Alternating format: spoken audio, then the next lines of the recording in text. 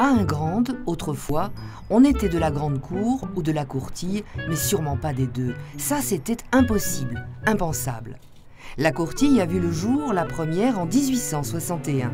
Ici, on jouait laïque et républicain.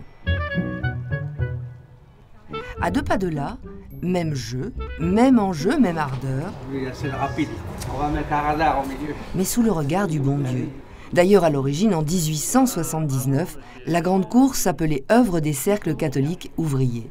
Aux assemblées générales, on commençait par une prière ou on finissait par une prière.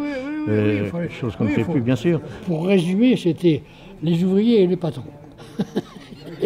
C'était un peu ça à l'époque. Personne ne se côtoyait. C'était séparé. Les gens d'ici allaient davantage à la messe que ceux de à côté. Il y a eu un qui allait à la messe de à côté aussi, mais enfin moins. Rassurez-vous, rouges et calotins, comme on les surnommait à l'époque, n'en sont jamais venus aux mains. Peut-être parce que ce jeu, tout en lenteur et en subtilité, invite plutôt au calme. En revanche, qu'il s'agisse de la grande cour ou de la courtille, on ne badinait pas autrefois avec le règlement. À l'époque, les gens qui faisaient une bêtise, ils avaient une amende. Ceux qui n'allaient pas à une sépulture d'un camarade, ils avaient une amende aussi. Ceux qui loupaient une réunion avaient une amende aussi. Tout était amendé.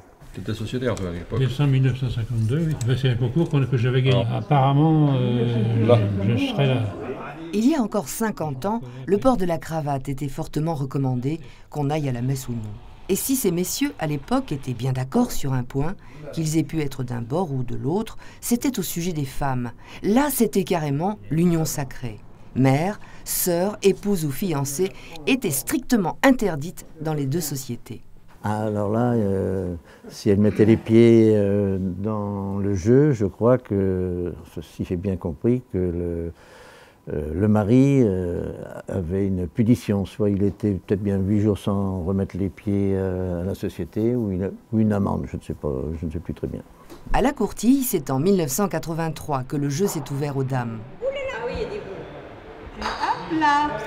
Et moi, c'est dommage, parce que c'était ça. Je sais pas, je vais lancer ma boule. Peut-être aussi qu'ils avaient besoin pour peut-être faire leur ménage aussi. Il y a peut-être ça aussi. Parce que bon, les hommes, hein, c'était... je sais pas, mais je trouve qu'avec les femmes, c'est plus convivial. À la grande cour, il a fallu attendre 2003. Ce qui fait dire à certains... Il y a encore des résistances. Ça existe encore.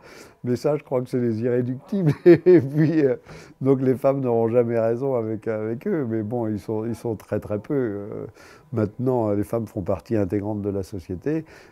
Peut-être une certaine réticence au début parce que ça changeait les habitudes. Et vous savez qu'on a toujours peur du nouveau. Ça, c'est le point, ça. C'est bien joué. Elle est bien ou elle n'est pas bien? Ouais, elle va être bonne. Elle va être bonne. Elle a la bonne allure. Ouais, ça va à gauche comme la première. Ralenti dans le pays. Évolution, révolution, ils en ont fait du chemin, ceux de la grande cour et de la courtille, depuis un siècle et demi. D'ailleurs, aujourd'hui, la plupart d'entre eux sont inscrits dans les deux clubs, les deux sociétés. En revanche, jouer en chaussons est toujours la règle. Règle numéro 1, immuable. Sans elle d'ailleurs, la boule de fort perdrait un peu de son charme.